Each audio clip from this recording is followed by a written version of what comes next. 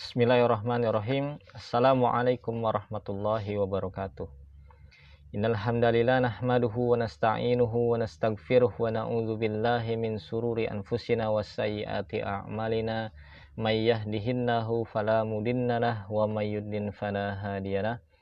Asyhadu an la ilaha illallah wahdahu la syarikalah wa asyhadu anna Muhammadan abduhu wa rasuluh. Allahumma sholli ala Muhammad. Para peserta seminar online yang insyaallah dirahmati Allah Subhanahu wa taala. Insyaallah pada kesempatan seminar kali ini kita akan mencoba membahas serta mendiskusikan satu topik yang diberi judul dengan gagasan Islamic homeschooling ya, sebagaimana telah disebutkan dalam flyer dan formulir pendaftaran ya. Nah, judul ini dipilih sengaja ya, secara diksi. Kenapa mencantumkan gagasan? Kenapa tidak langsung menyebut bahwa seminar ini untuk membahas Islamic homeschooling ya? Karena saya pribadi menyadari dan meyakini bahwa sesungguhnya konsep Islamic homeschooling atau homeschool yang Islami itu belum ada, ya, belum baku dan belum dikenal ya, secara de jure, ya, secara pengakuan di kalangan akademisi, kemudian secara dokumen ilmiah dan lain sebagainya. Ini adalah sesuatu yang belum ada, ya, atau sesuatu yang baru. Ya. Oleh karenanya, maka yang bisa kita bahas adalah di sini berupa gagasan. Ya. Dalam bahasa akademis, ini sebetulnya adalah usulan konseptual, ya, sesuatu yang ditawarkan agar bisa didiskusikan atau bahkan bisa langsung dibakukan, menjadi konsep yang bisa diterima, bisa dipertanggungjawabkan ya, dengan landasan filosofis dan akademis yang kuat, yang kokoh dan jelas gitu. Nah, selama ini yang terjadi adalah ke kalangan praktisi ya, baik kaum muslimin maupun di luar kaum muslimin, itu seringkali secara serampangan atau bermudah-mudah ya, melakukan simplifikasi terhadap konsep-konsep yang ini berdampak ya, secara tidak langsung atau secara kasat mata ya, tidak nampak, akan menimbulkan kerusakan ya, baik itu secara konseptual ya, akan menjadi memunculkan banyak kebingungan ya, karena saling bertabrakannya di antara konsep satu dengan yang lain, maupun secara praktek nantinya akan menjadi sesuatu yang bertabrakan atau tidak memiliki jalan atau ujung ya, tidak memiliki tujuan atau garis finish yang jelas ya. Kurang lebih seperti itu yang sering terjadi. Oleh karenanya di sini kita akan coba diskusikan, kita coba akan bahas bahwa tidak semudah itu atau tidak bisa secara serampangan kita langsung menyebut sesuatu itu Islami ya. Sebagai contoh misalkan ya, untuk mempermudah saya berikan ilustrasi ketika ada yang disebut dengan konsep ekonomi atau praktek perekonomian. Kemudian kita ingin menyebut ekonomi ini menjadi ekonomi Islam ya, Islamic economic, atau prakteknya dalam sebuah lembaga yang namanya bank. Kemudian kita pengen sebut ini bank Islami atau bank syariah misalkan ya. Tidak mudah kita langsung menyebut itu ya, karena ada konsekuensi dan tanggung jawab moral, tanggung jawab ilmiah, dan pasti ada konsekuensinya banyak ya.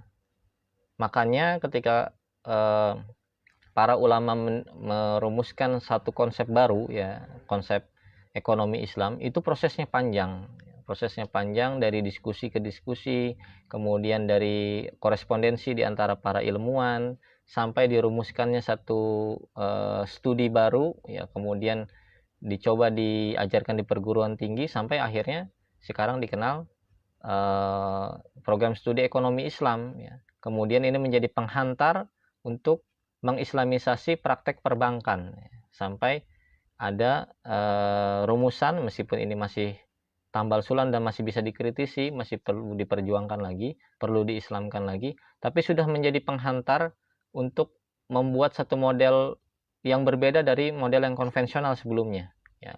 Bank syariah, ya, kalau kita kenal di sini. Itu sebagai ilustrasi, ya.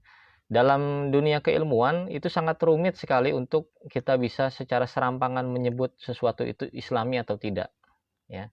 Oleh karenanya saya pribadi selama ini belum pernah menyebut, ya, secara vulgar bahwa praktek homeschooling saya adalah praktek atau apa yang saya ajarkan di perkuliahan itu homeschooling yang islami, ya. Makanya judul kuliah pun, ya, saya mengampu satu program kuliah, ya, sudah angkatan ke-9 saat ini. Itu nama programnya Homeschooling dan Pendidikan Islam, ya. Bagaimana merumuskan konsep homeschooling dan memadukannya dengan konsep pendidikan Islam, ya. Kenapa tidak langsung disebut kuliah Islamic Homeschooling? Ya tadi, karena problemnya di sini belum ada rumusan baku, belum ada sesuatu yang bisa dipertanggungjawabkan, ya. Ini baru pengantar saja, ya. Bahkan di perkuliahan saja ada 15 materi, itu hanya menjadi pijakan, ya, pijakan secara umum untuk bagaimana nanti di sini kita akan coba bahas secara ringkas semuanya di seminar ini, bagaimana kita bisa menyusun homeschooling yang islami, ya. Dan kenapa hanya menempelkan atau mendekati homeschooling dengan pendidikan Islam, ya. Sebenarnya banyak aspek-aspek yang perlu dikaji dan perlu digali, tapi dalam hal ini bahkan, ya, saya ingin mengatakan bahwa bahkan konsep pendidikan Islam saja itu belum clear, ya, meskipun kita secara praktik telah terbiasa, ya, dengan aktivitas dan kita mengenal lembaga pesantren misalkan, ya, di Nusantara ini, tapi secara konseptual ada kekacauan, ya, karena adanya persinggungan antara dua peradaban, ya. Peradaban Barat membawa konsep pendidikan yang saat ini mendominasi, ya. Kita bisa ikuti diskursus semenjak diangkatnya Menteri Nadiem Makarim misalkan, apakah pendidikan ini sifatnya teknokratik atau birokratik, atau bisa kita sematkan konsep link and match yang ada di dunia bisnis ke dalam lembaga pendidikan dan sebagainya, ya. Ini diskusi yang terus-menerus berlangsung. Nah, sementara mohon maaf kalau saya katakan bahwa para cendekiawan kita, ya, para ulama kita dalam hal ini gagap untuk merespon, ya, gagap dalam merespon dengan segala hal kebaikan yang sudah dilakukan para cendekiawan kita. Rupa-rupanya tidak memperhatikan antara persilangan dan benturan konseptual ini, ya. Jadi prakteknya, bahkan mohon maaf, tadinya prakteknya full pesantren, ya, kalau kita lihat pesantren tradisional misalkan, lambat laun berubah, ya, tidak terasa akhirnya karena tidak merespon secara komprehensif dan tidak segera merespon. Yang pertama harus segera dan harus komprehensif, ya. Sehingga praktek di pesantren pun berubah, ya, digiring berubah, akhirnya mengikuti aturan, mengikuti tren dan lain sebagainya, sehingga hampir-hampir pesantren dengan konsep pendidikan yang dahulu itu hampir-hampir musnah. Nah, ini saya bercerita ini untuk menggambarkan, untuk menceritakan bahwa tidak semudah itu Ferguson, ya. Tidak semudah itu kita menempelkan atau memberikan nisbat istilah Islami kepada satu konsep atau satu praktek, ya. Apalagi ini istilahnya istilah baru dan diambil betul-betul dari peradaban Barat, ya. Homeschooling itu istilah yang lahir dari peradaban Amerika dan Eropa, ya. Kemudian secara praktek ingin kita adopsi, dan apakah makna paradigmanya, ideologinya, worldview-nya juga kita adopsi seluruhnya, atau kita adaptasi, kita kritik, dan kita ingin menggunakan paradigma yang mana ketika kita berhomeschooling. Nah, jadi begitu kurang lebih kenapa ini hanya berupa gagasan, dan kita perlu membawa gagasan ini, menawarkan ini, ya, baik kepada kalangan akademisi maupun kepada para praktisi, ya. Nah, dalam sesi kali ini, ya, seminar kali ini kita akan coba bahas satu persatu, ya. Paling tidak di sini ada dua hal yang perlu dibahas. Yang pertama adalah apa itu homeschooling, ya. Kemudian apa itu perspektif Islam, ya, sehingga bisa memunculkan konsep baru nantinya, yaitu Islamic homeschool. Ya. Jadi paling tidak ada dua, ya, homeschooling apa, kemudian Islamnya seperti apa, versi Islamnya, atau tawaran supaya menjadi Islaminya seperti apa diislamkannya. Maka nanti kita juga akan coba bahas sedikit tentang praktek Islamisasi, ya. Baik, kita mulai dengan homeschooling. Homeschooling itu apa? Ya. Bagaimana homeschooling? Definisinya seperti apa? Nah, ini para praktisi sendiri sering berbeda pendapat, ya. Berbeda pendapat. Atau bisa kita katakan belum adanya kesepakatan. Ya. Orang akan menjelaskan atau mendefinisikan semaunya. Meskipun bisa kita tarik benang merah atau ada kesamaan-kesamaan yang bisa kita ambil dari semua, kita klaim aja seperti itu, ya, meskipun ini harus disurvei dulu dan betul-betul ditanya, tapi kita klaim saja bahwa ada benang merah dari definisi-definisi yang diungkapkan, ya, sejauh pengalaman saya berdiskusi, berteman, dan bersosialisasi, berinteraksi dengan teman-teman praktisi dan teman-teman ilmuwan. Homeschooling itu paling tidak ada dua hal, ya, yang disepakati atau yang bisa menjadi panduan menyebut bahwa atau kesamaan di antara para praktisi, ya. Yang pertama itu konsep merdeka belajar. Nah, ini saya pinjam istilah Menteri Pendidikan, ya, yang baru, atau bahasa lainnya adalah fleksibilitas. Ya, ini biasanya karena pertimbangan tertentu, ya, baik biasanya diarahkan kepada anak berkebutuhan khusus atau kepentingan tertentu, meningkatkan hobi, ingin mengasah potensi bakat tertentu dan lain sebagainya. Dan ini nanti akan selaras dengan pembahasan tentang alasan berhomeschool, ya. Yang kedua, tadi selain merdeka, yang kedua adalah secara de facto keluarga homeschool atau praktisi homeschooling itu pasti tidak sekolah. Ya, ini pembedanya, bahwa kalau dia bersekolah maka sudah tidak disebut homeschooling lagi. Meskipun di sini ada yang menyebut ada nanti kita bisa memadukan sekolah dengan home education misalkan. Ya, padahal secara praktek home education sebetulnya semangatnya sama dengan homeschooling, semangat untuk tidak menyentuh lembaga sekolah, ya, untuk tidak berhubungan dengan lembaga persekolahan. Tapi kalau dalam pendekatan yang lebih kompromi, ya, bisa tetap di sekolah tapi juga ada home education-nya di rumah, misalkan seperti itu. Nah, itu yang bisa disepakati atau benang merah kita sebut homeschooling karena ada fleksibilitas atau merdeka belajar. Yang kedua, karena memang tidak sekolah. Ya.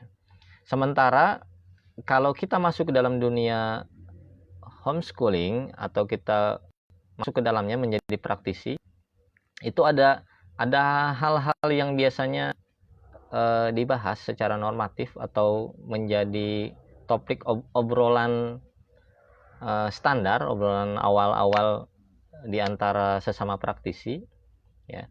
Ini berbeda dengan topik kalangan luar, ya, yang tidak praktisi, ya. Biasanya kalau kalangan luar itu obrolannya tentang gimana sosialisasi, gimana ijazah, dan ini obrolan orang luar sebetulnya. Obrolan para praktisi atau yang sudah di dalam itu sudah tidak membicarakan bagaimana sosialisasi, kemudian bagaimana ijazah dan legalitas dan lain sebagainya yang semisal itu, ya. Kalau masih ada yang bertanya, berarti ini sebenarnya belum masuk ke dalam homeschooling secara kafah, ini belum masuk ke dalam dunia homeschooling. Nah, di dalam dunia homeschooling biasanya itu yang menjadi topik obrolan atau menjadi istilahnya pembahasan awal biasanya tentang alasan berhomeschooling, kemudian model homeschooling yang dianut. Nah, ini ada dua hal. Nah, alasan-alasan ini terkumpul yang mungkin paling banyak atau paling sering disebut biasanya pertama alasan kebutuhan tertentu yang tadi di pembahasan sebelumnya tentang fleksibilitas, karena ingin mengembangkan, karena alasan ingin mengembangkan hal-hal tertentu ya, mengasah potensi atau mengembangkan bakat dan lain sejenisnya ya. Kemudian alasannya biasanya alasan agama ya. Ini yang secara umum. Nah, saya sendiri tidak saya menggunakan perspektif lain. Saya tidak membahas alasan-alasan ini dalam perkuliahan atau dalam diskusi-diskusi di WhatsApp dan lain sebagainya ya. Karena yang sering saya ajarkan atau saya sampaikan kepada para member atau anggota dari komunitas, ya, saya punya pendapat bahwa homeschooling itu tidak membutuhkan alasan ya. Nanti kita akan ulas lebih jauh lagi. Saya lanjutkan kepada obrolan atau topik pembahasan yang kedua ya. Selain alasan-alasan, biasanya model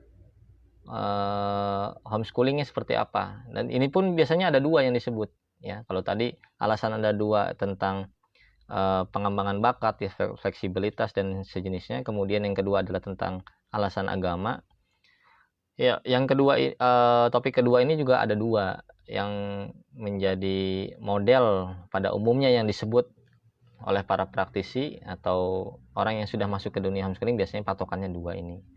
Ini pun saya tidak setuju pembagiannya ya. Tapi perlu saya paparkan juga supaya kenal gitu ya, untuk teman-teman yang baru atau para peserta yang betul-betul awam, belum menyentuh dunia homeschooling sama sekali. Biasanya nanti ditanyakan ada model homeschoolingnya apa, dan model ini biasanya ada dua. Yang pertama adalah school at home ya. School at home ini, atau saya sebutkan dulu, yang pertama school at home, yang kedua unschooling ya. Yang pertama school at home ini biasanya sebutan untuk para keluarga atau praktisi homeschooling yang memindahkan kelas dari sekolah ke rumah gitu ya. Jadi di rumah itu dibikin kelas belajar yang di dalamnya ada mata pelajaran seperti halnya pelajaran yang ada di sekolah ya. Mereka juga biasa dilengkapi dengan seperangkat kurikulum, baik itu kurikulum versi Diknas, versi pemerintah, atau kurikulum swasta yang dibeli paketan-paketannya ya. Jadi ada seperangkat kurikulum berisi mata pelajaran, ada latihan, kemudian ada ujiannya, ada lembar soal dan lain sebagainya. Itu yang disebut dengan model homeschooling, school at home. Sekali lagi, saya tidak setuju dengan model pembagian seperti ini ya. Ini sebagai wawasan. Yang kedua biasanya disebut dengan unschooling. Ini untuk keluarga atau praktisi homeschool yang tidak mau mengikuti kurikulum, tidak ingin ada mata pelajaran, tidak ingin membentuk kelas-kelas yang seperti hal ada di sekolah ya, kelas-kelas formal. Biasanya yang disebut unschooling itu yang bebas. Kelasnya adalah alam semesta, misalkan biasanya disebut kelasnya adalah kehidupan dan lain sebagainya. Gurunya guru kehidupan, kelas kehidupan. Ya karena tidak mau ada formalitas, biasanya yang disebut unschooling ini ya mau mengembangkan bakat secara bebas, tidak mau menyentuh majelis atau model kelas yang ada di persekolahan itu. Dan memang titik tekannya biasanya langsung kepada hobi dan bakat. Jadi yang pertama tadi school at home lebih ke arah akademis, yang kedua ini yang unschooling biasanya ke bakat ya. Nanti ini ada irisan juga dengan alasan tadi, ada dua alasan dan dua model ini. Nah, kemudian ada lagi yang menyebut misalkan selain dua model, kadang-kadang istilah deschooling. Deschooling kadang-kadang dipakai untuk proses perpindahan dari orang yang sudah masuk ke dalam dunia sekolah kemudian pindah kepada dunia homeschooling ya. Di antara proses itu biasanya disebut deschooling ya. Padahal istilah ini sendiri sebetulnya populer karena tulisan atau karya dari seorang ilmuwan ya, ilmuwan pendidikan kritis, yaitu Ivan Illich yang menulis Deschooling Society ya. Beliau mengkritik orang yang menjadikan sekolah sebagai satu-satunya jalan untuk mengenali kebenaran atau mendapatkan kebenaran dan mencapai kesuksesan ya. Maka proyek atau gagasan usulan yang dibawa oleh Ivan Illich ini adalah supaya orang tidak bersekolah atau supaya sekolah itu dibubarkan sehingga orang nantinya membentuk jejaring belajar secara mandiri, bebas, dan bisa menemukan jalan masing-masing ya, tidak perlu dibakukan, distandarkan dengan sistem persekolahan ya. Beliau menganalogikan sistem persekolahan seperti sistem gereja pada abad ke-8 di Eropa ya, yang semuanya mesti melalui gereja, kebenaran ditentukan gereja, jalan hidup ditentukan gereja, dan seperti itulah sekolah dalam pandangan Ivan Illich dan kritik-kritiknya ya. Tapi oleh praktisi homeschool sekarang ya di Indonesia disebut deschooling adalah proses perpindahan. Jadi ada proses fase deschooling katanya. Fase deschooling, jadi masih ada rasa-rasa ingin sekolah, pagi-pagi masih bingung mau ngapain, belajar apa aja dan lain sebagainya. Mencari teman sebaya dan sejenisnya itu. Jadi ya ada 2 model belajar, kemudian ada tambahannya bonus 1 disebut fase deschooling gitu ya. Itu yang menjadi apa ya istilahnya, mungkin kamus, ensiklopedi di kalangan praktisi homeschooling, yang saya tidak setuju ya, tidak setuju dengan perspektif yang saya bangun, dan ini menjadi pengantar saya ya, menjadi tangga saya untuk bisa mewujudkan gagasan atau mengusulkan gagasan Islamic homeschooling ya. Perspektifnya tentu saja dibangun dari hasil kajian ya, kajian terhadap sejarah homeschooling, kemudian membandingkan konsep-konsep pendidikan, kemudian juga mempertimbangkan bagaimana proses yang tadi di awal sudah disinggung tentang islamisasi ya, tentang islamisasi. Nah, bagaimana perspektif saya memandang tadi alasan ya, mungkin yang sudah kenal saya dan sudah aktif di HSKM, di komunitas HSKM, sudah tahu bahwa saya sering menyebut tidak ada alasan untuk berhomeschooling ya, tidak ada alasan untuk berhomeschooling. Kenapa begitu? Karena kalau kita lihat secara historis ya, sebetulnya homeschooling ini adalah gerakan yang muncul di barat, di peradaban barat, itu untuk merespon satu kebijakan pemerintah ya, kebijakannya mandatory school namanya, kebijakan untuk membuat sekolah wajib. Kalau di sini kita istilahnya wajib belajar ya, wajib belajar 9 tahun, kemudian wajib belajar 12 tahun sekarang. Nah, ini respon dari masyarakat ya, ketika praktek mandatory school di mana setiap anak atau setiap keluarga harus menghantar anaknya ke public school, sekolah-sekolah umum yang dibangun atau dibuat oleh pemerintah ya. Di dalamnya tentu saja ada kurikulum nasionalnya, ada kurikulum yang dibuat oleh tim dari pemerintahan supaya menstandarkan masyarakat ya, baik dari sisi keilmuan, keterampilan dan lain sejenisnya. Nah, intinya gerakan ini adalah respon ya, ketika sudah mulai nampak kerusakan-kerusakan yang ada, khususnya kerusakan yang ada di konsep keluarga ya, di rumah itu rusak, diduga atau penyebabnya adalah konsep public school tadi, mandatory school ya, konsep sekolah publik yang dimana anak itu pindah harus bersekolah, sehingga anak tidak dekat dengan orang tuanya, tidak memiliki bonding, anak tidak mengenal tugas-tugas kerumahan, tidak menjadi anak sepenuhnya karena sudah berpindah menjadi warga sekolah ya, dari jam 7 pagi atau dari usia 7 tahun jam 7 pagi dan seterusnya seperti yang sudah kita ketahui bersama praktek sekolah seperti apa. Nah, maka dimunculkanlah gerakan homeschooling, gerakan unschooling ya, atau gerakan deschooling tadi ya, sebagai respon tentu saja untuk mengkritik kebijakan mewajibkan setiap anggota masyarakat untuk masuk dalam lembaga persekolahan atau dalam sistem persekolahan yang didesain atau dibentuk secara sistematis oleh pemerintah. Nah, ini karena ini adalah kritik, maka sebetulnya yang dilakukan oleh para keluarga ya atau praktisi homeschooling ini sebetulnya adalah ketidaksetujuan terhadap kebijakan dari pemerintah ya, atau mereka belum menemukan alasan yang tepat untuk bergabung atau mengikuti saran dari pemerintah untuk masuk ke dalam lembaga persekolahan ya.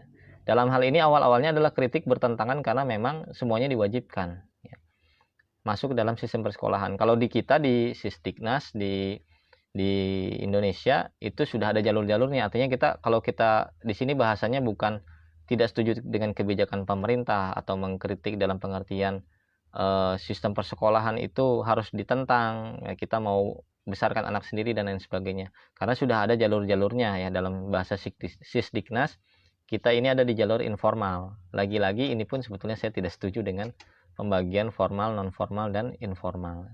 Nanti mungkin mudah-mudahan bisa kita singgung ya di seminar ini. Ini pembahasannya kalau di perkuliahan ada masing-masing sesinya. Dan ini bisa saya pertanggungjawabkan secara ilmiah ya, karena saya juga mendapatkan sebagian perspektif dan ilmu yang saya sampaikan sekarang ini dari perkuliahan doktor di Ibnu Khaldun ya, di kampus saya di jurusan pendidikan agama Islam ya, di bawah bimbingan Profesor Kiai Haji Didin Hafiduddin dan Profesor Ahmad Tafsir. Nah, kita kembali lagi ke posisi sejarah tadi. Secara historis, keluarga yang belum menemukan alasan artinya dia tidak melakukan apa-apa ya. Dalam hal ini maka saya dan orang-orang yang belum masuk ke dalam dunia sekolah itu tidak membutuhkan alasan. Justru yang perlu dipertanyakan atau pertanyaan yang seharusnya muncul adalah apa alasan orang untuk masuk ke dalam sekolah ya. Kalau dulu dalam sejarahnya itu dipaksa oleh pemerintah semua harus masuk, maka alasannya ada dua kenapa orang bersekolah. Yang pertama karena terpaksa, yang kedua karena setuju dengan kebijakan pemerintah dan semua paket kurikulum yang diajarkan oleh pemerintah. Nah, kalau terjadi di fase sekarang, pada zaman sekarang ya, di mana kita ada pilihan ya, kenapa tidak memilih jalur formal?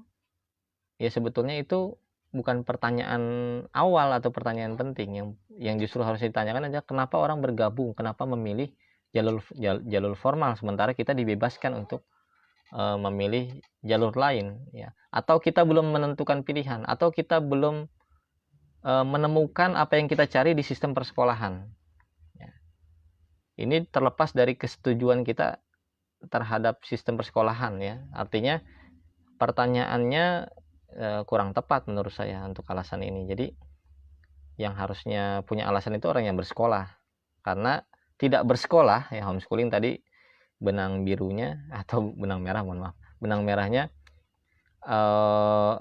tidak bersekolah ya, fleksibilitas dan tidak bersekolah. Tidak bersekolahnya kita ini adalah kondisi awal ya.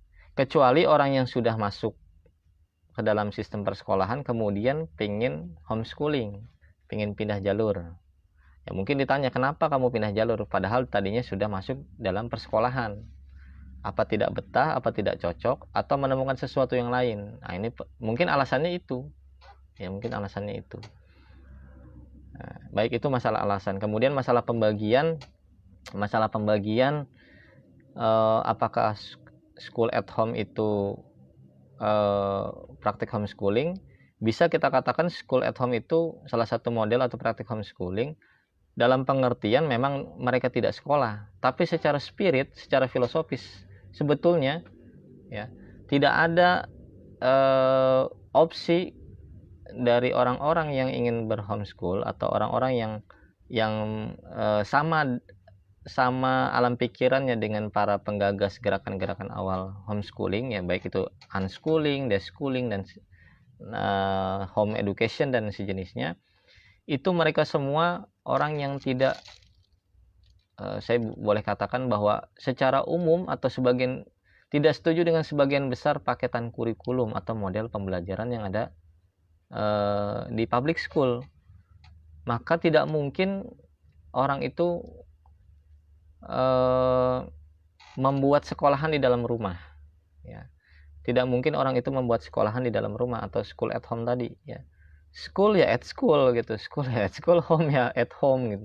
Jadi ya kalau mau sekolah jadi sekolahan, kalau sekolahan di rumah maka ini kontradiktif sebetulnya, ya. Karena orang tidak mau bersekolah maka dia di rumah, atau dia tetap di rumah karena tidak ingin masuk ke sekolah. Kenapa dia bersekolah?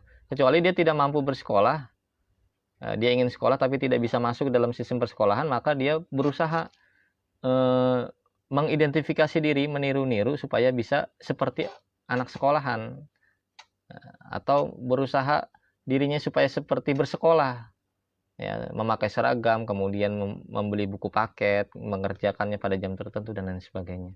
Secara spirit ini tidak sesuai, bertentangan. Sementara untuk unschooling, saya juga menghindar untuk menyebut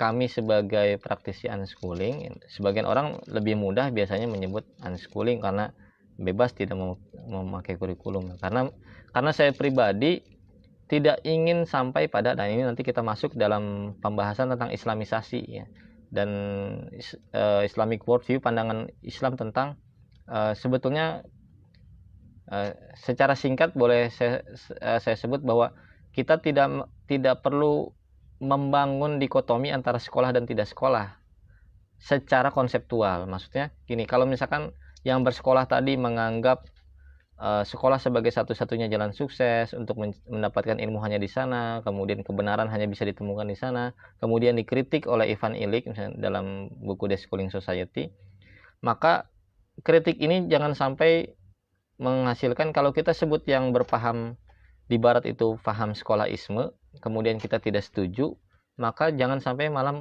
menimbulkan paham anti sekolahisme, ya, karena kita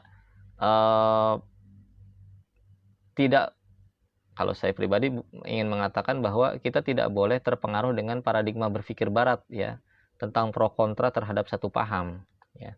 Makanya nanti kita tinggal merujuk saja di Islam itu praktik persekolahan itu seperti apa sebetulnya. Jadi tidak perlu kita sebut bahwa kita tidak sekolah, ya, kita bersekolah. Jadi kita bersekolah, tapi sekolah dalam Islam itu seperti apa?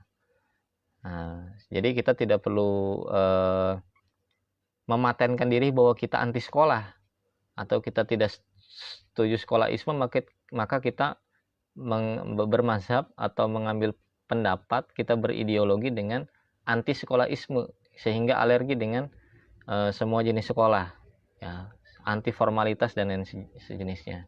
Nah, itu kritik-kritik terkait dengan model-model yang ada di yang disebutkan oleh para praktisi homeschooling. Jadi itu dunia homeschooling seperti itu.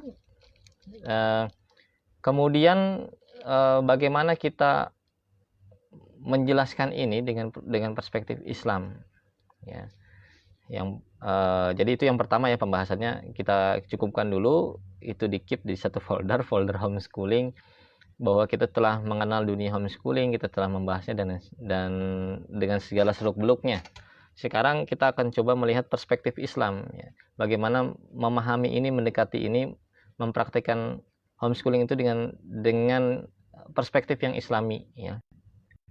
Supaya kita tidak seperti ini, mohon maaf saya sebut merek, ya, misalkan seperti orang yang menganut Montessori kemudian disebut Islamic Montessori hanya karena nyanyiannya dilubah menjadi Islami, kemudian gurunya berkerudung, ada tata cara belajar sholat dan lain sebagainya. Supaya tidak seperti itu, tidak simplifikatif seperti itu, dan tidak bermudah-mudah, tidak secara serampangan menyebut homeschooling dengan Islami, maka kita coba menjelaskan dan coba mendekatinya dengan perspektif Islam yang lengkap, ya, dari Islamic worldview. Islamic worldview itu adalah sebuah paradigma bagaimana Islam melihat sebuah realitas, ya. Jadi realitas apa sih yang kita lihat, ya? Kalau dari kita mulai pembahasannya ya. Kalau dari praktek dan sejarahnya, maka di sini sebetulnya ada, ketika masuk dunia homeschooling ini ada dua hal yang perlu dibahas. Dan ini sudah sering saya sampaikan juga, bahwa sebenarnya di sini ada pertentangan ya di peradaban barat, dan kita tidak perlu mengikuti pertentangan ini ya. Meskipun secara praktek kita banyak mengikuti atau terpengaruh peradaban barat ya. Pertentangan yang terjadi antara sistem persekolahan yang dibangun oleh pemerintah, yang ini dijadikan sebagai primadona ya, seolah-olah menjadi satu-satunya ya, yang pendidikan formal, dan seolah-olah pendidikan meminjam istilah di Sisdiknas, non formal dan informal seolah-olah harus mengikuti standar ini juga gitu ya. Sampai-sampai sekarang PKBM punya nomor induk sekolah juga ya. Siswa PKBM juga harus punya nomor induk siswa ya, dan sejenisnya yang banyak terjadi. Nah, pertentangan antara sistem persekolahan ini ternyata bertentangan dengan para orang tua ya. Di barat, para orang tua akhirnya tidak mau tunduk patuh dengan kebijakan bahwa mereka harus mengantar anaknya ke dalam sistem persekolahan untuk masuk ke sana ya. Ternyata para orang tua di sana ingin mengambil alih kendali dan ingin anaknya itu di rumah, bukan dikurung di dalam rumah ya, maksudnya di rumah itu ya bersama mereka kembali ya. Makanya semenjak tahun 80-an 90-an itu muncul yang mengikuti bersamaan dengan gerakan homeschooling, itu namanya gerakan parenting ya. Gerakan parenting itu untuk kembali menjadi orang tua, karena selama ini masyarakat di barat ya, di Amerika dan Eropa itu dengan adanya sistem persekolahan itu kehilangan peran menjadi orang tua ya. Ini kalau ditarik lebih jauh ke sejarah awalnya, sebenarnya ini sejarah paradigma bernegara di Sparta ya, di mana orang tua itu tidak memiliki hak asuh terhadap anak mereka ya, karena hak asuhnya itu milik negara. Dan mohon maaf, jadi orang tua itu kehilangan fungsi dan peran mereka. Nah, ada pertentangan antara para orang tua dengan sistem persekolahan ya, tarik menarik siapa yang berhak membersamai anak atau hak asuhnya apa. Hak asuhnya ada pada siapa? Apakah memang harus masuk dalam sistem persekolahan? Apalagi kalau sekolahnya boarding atau full day, itu betul-betul diambil alih. Anak itu bersama sekolahan, bukan bersama orang tua dan rumahnya. Nah, maka dengan perspektif ini, ya hasil kajian ini saya konfirmasi dengan diskusi yang ada di kalangan para cendekiawan dan ilmuwan pendidikan Islam, ya, yang bermula dari gagasan atau usulan Syed Muhammad Naqib Al-Atas, ya, seorang ilmuwan pendidikan, ya, pendiri ISTAK di Malaysia, dan menjadi guru dari banyak para cendekiawan dan ilmuwan di Indonesia dan beberapa negeri muslim lainnya. Ya, jadi Syed Naqib Al-Atas ini memulai diskusi waktu itu tentang apa sih pendidikan Islam itu, pendidikan dalam perspektif Islam itu seperti apa. Nah, ini yang diskusi ini yang dimulai dari tahun 70-an ya, di Konferensi Pendidikan Islam Internasional pertama, kemudian dilanjutkan yang kedua, pada konferensi kedua masih terus dibawa dan digadang-gadang oleh Naqib Al-Atas bahwa kita perlu memiliki konsep dan istilah yang tepat untuk menyebut aktivitas dan untuk mengartikulasikan apa yang disebut dengan pendidikan dalam perspektif Islam ya. Dalam hal ini Syed Muhammad Naqib Al-Atas mengusulkan konsep ta'dib untuk sebutan sebagai istilah formal atau istilah pendidikan dalam perspektif Islam ya. Dan beliau mengkritik konsep tarbiyah, sementara ulama-ulama yang lain, para cendekiawan yang lain mempertahankan dan tetap menggunakan konsep tarbiyah. Nah, ini kan ada pertentangan ya, ada diskusi di antara para ulama kita, para cendekiawan kita, saling mengkritik dan menawarkan solusi, menawarkan pembahasan bahwa sebetulnya konsep mana yang lebih tepat untuk mewakili konsep pendidikan. Ya. Secara sederhana, secara singkat, tidak mungkin dijelaskan secara rinci juga di sini. Saya mengikuti pendapat Syed Muhammad Naqib Al-Atas ya, untuk mengkritik tarbiyah dan mengukuhkan konsep takdib untuk menjadi konsep pendidikan Islam. Ya. Nah, ini supaya tidak salah paham dan nanti gagal paham ini perdebatannya panjang dan diskusinya panjang. Secara singkat, saya akhirnya juga berusaha merefleksikan ini dan mengaitkan dengan diskusi tadi, pertentangan antara sekolah dengan orang tua, ya, sistem persekolahan dengan peran dan fungsi orang tua, yang ternyata kalau kita kaji dengan seksama, ini hasil riset saya secara pribadi, ternyata istilah dan konsep tarbiyah yang selama ini digunakan untuk pendidikan oleh sebagian kalangan itu adalah ada pada posisi orang tua.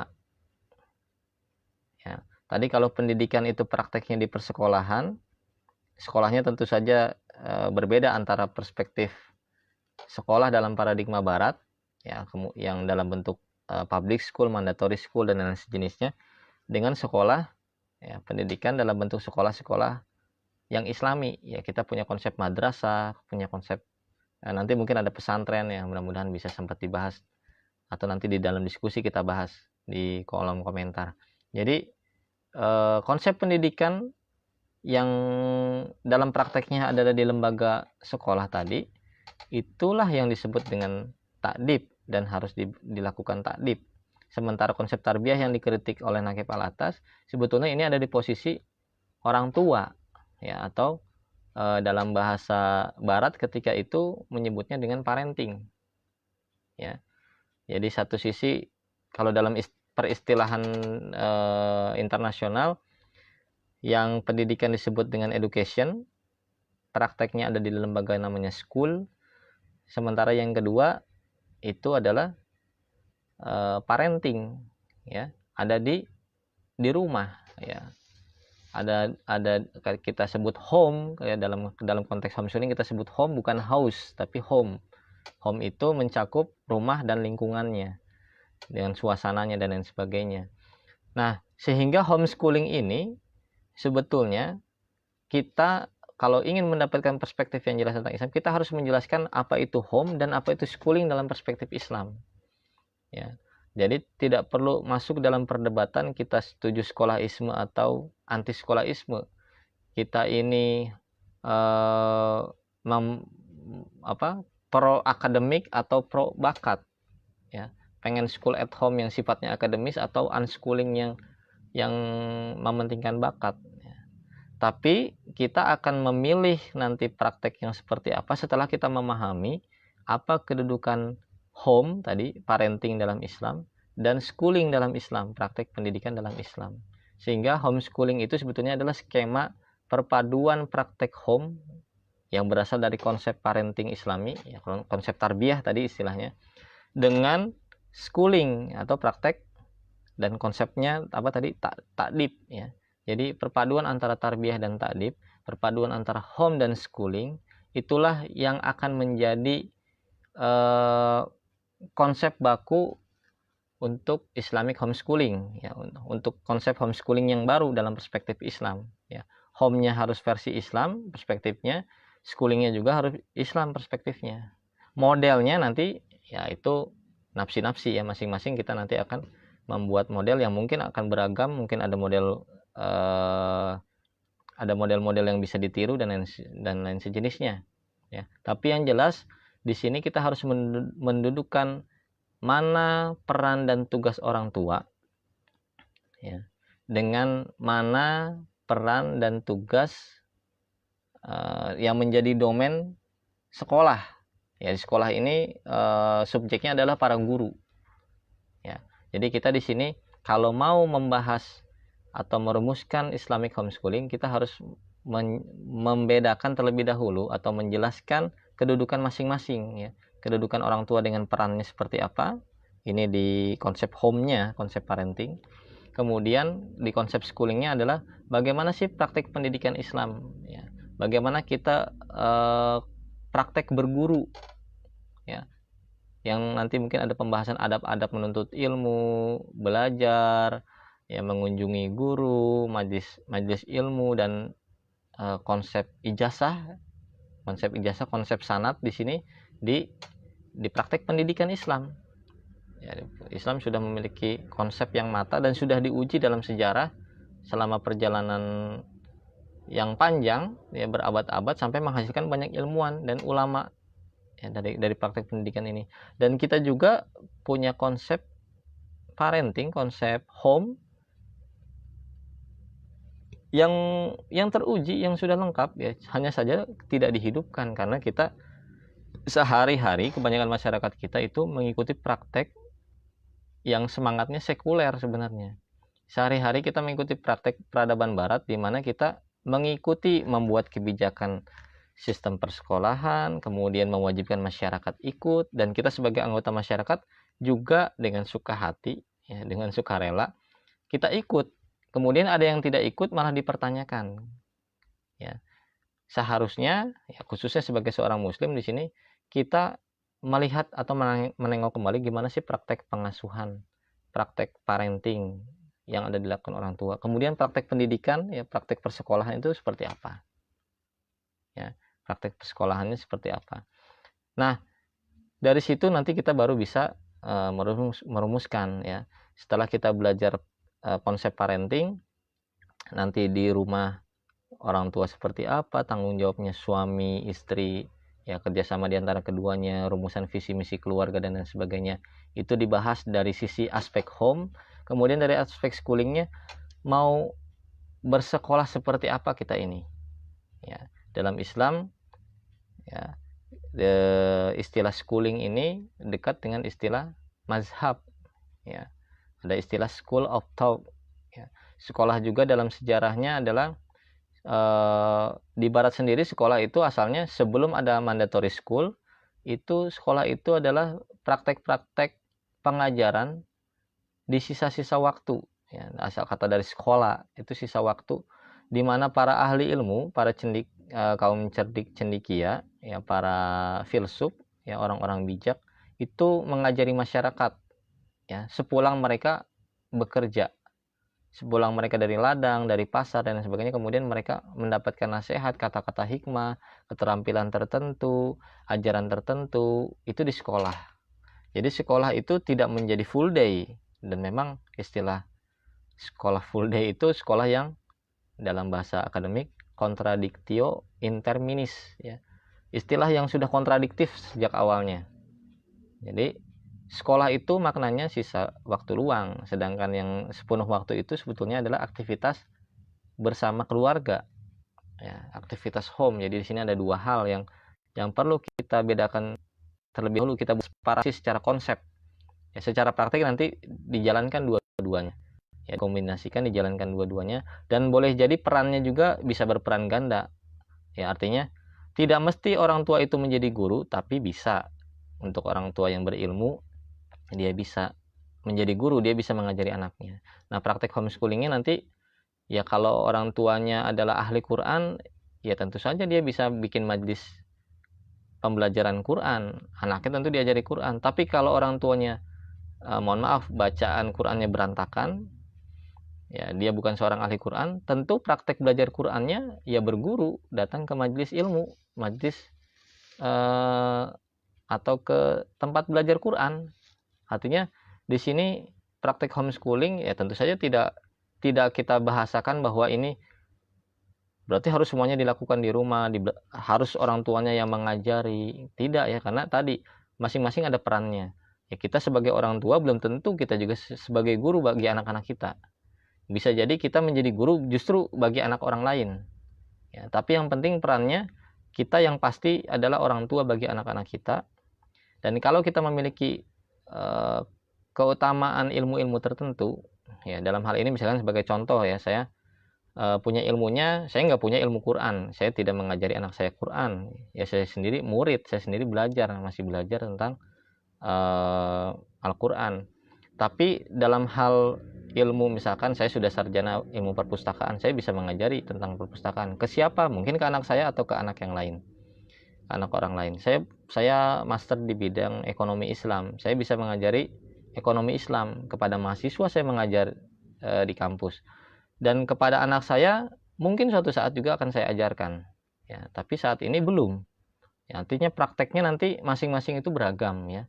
Ada orang tua yang memiliki keutamaan di ilmu biologi, ilmu pertanian, misalkan ilmu perikanan, ada yang di ilmu matematika dan lain sejenisnya. Jadi masing-masing nanti untuk pengajaran ilmu ya, untuk schoolingnya itu nanti sesuai dengan keilmuan, kapasitas keilmuan masing-masing. Tapi untuk yang jadi standar ini adalah standar home-nya ya, bukan schoolingnya yang distandarisasi, tapi home-nya.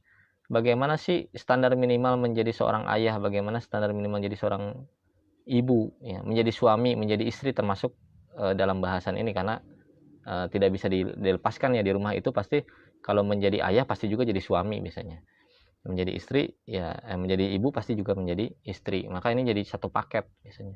Dan ini yang perlu diperhatikan ketika keluarga ingin mempraktikkan homeschooling. Jadi justru bukan sibuk bagaimana merancang kurikulum. Ya, kadang-kadang yang ditanyakan di keluarga homeschooling, gimana sih cara ngerancang kurikulum? Nah, seolah-olah ini terbawa spirit school at home tadi, yang padahal ini school at home sendiri spiritnya adalah spirit persekolahan tadi, persekolahan versi barat tentu saja ya. Kemudian langsung kurikulumnya seperti apa? Yang justru harus banyak dibahas oleh para orang tua di rumah adalah bagaimana membangun atau membentuk pola asuh. Bagaimana membangun kebersamaan, bagaimana kompromi dan merancang program-program, membangun kesepakatan, kesepahaman antara suami dan istri, antara ayah dan ibu. Bagaimana memperlakukan anak pertama, anak kedua, dan seterusnya. Ya, nanti baru mungkin dia membuat rancangan belajar untuk sekolahnya. Apakah belajar Quran dulu, apa belajar bahasa Arab dulu, apa belajar bahasa Inggris dulu. Nah, nanti ini konsep schoolingnya masing-masing bisa dikembangkan ya, apa menghafal Al-Quran dulu, atau cukup nggak perlu hafal tapi bisa bahasa Arab ya, atau belajar fikih dulu ya, anak dikerjakan fikih dulu, atau nanti ada yang mau belajar bahasa Inggris terlebih dahulu ya. Persoalan belajarnya tadi yang penting ke ahli ilmu ya, berguru, mau dia les, bimbel, masuk apa lembaga-lembaga tertentu, atau langsung kepada individu ya. Kalau dalam Islam lebih ditekankan keilmuan itu disandarkan otoritasnya pada individu ya, bukan kepada lembaga. Dan nanti ada sanad keilmuan, ada ijazah ya, sehingga nanti kalau kita menyebut bahwa ada praktek Islamic homeschooling atau konsep Islamic homeschooling, maka konsep Islamic homeschooling ini adalah konsep perpaduan atau penjelasan dari bagaimana praktek parenting yang Islami dan schooling yang Islami ya. Praktek pengasuhan, konsep pengasuhan dan prakteknya, konsep pendidikan dan prakteknya. Ini perpaduan di sini. Jadi ini kurang lebih yang bisa saya sampaikan untuk mengantarkan pada gagasan adanya Islamic homeschooling. Itu setelah kita betul-betul nanti merumuskan bagaimana parenting yang Islami atau pengasuhan Islami, kemudian bagaimana pendidikan yang Islami. Ya. Tadi sudah saya sebutkan, sebetulnya masih banyak diskusi di kalangan ilmuwan sendiri, di kalangan para ulama. Pendidikan yang Islami itu seperti apa? Ini masih diskusinya masih panjang.